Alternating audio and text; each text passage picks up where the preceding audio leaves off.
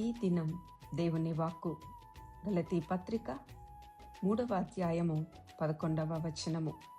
నీతిమంతుడు విశ్వాస మూలముగా జీవించును.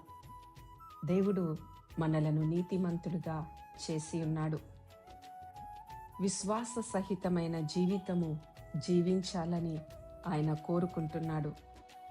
విశ్వాసమ మూలముగా జీవించున్నట్లుగా పరిశుద్ధాత్ముడు మనకు సహాయం చేయునుగాక. ప్రార్థన. పరిశుద్ధుడా, దయగలిగిన దేవా, నీకు స్తోత్రాలు చెల్లిస్తున్నాము. నీవు సెలవిచ్చినట్లుగా విశ్వాస సహితమైన జీవితము ప్రతి బిడ్డకును అనుగ్రహించండి. వెలి చూపుతో కాక విశ్వాసపు చూపుతో ముందుకు కొనసాగుటకు ప్రతి బిడ్డకు సహాయం చేయమని ప్రార్థిస్తున్నాము.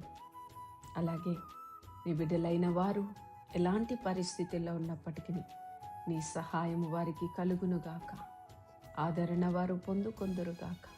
నీ నెమ్మది, సమాధానము, నీ దీవెనాశీర్వాదాలు కుమ్మరించమని యేసు పరిశుద్ధ నామమున ప్రార్థించి పొంది నిన్ను స్తుతిస్తున్నాము తండ్రి. ఆమేన్.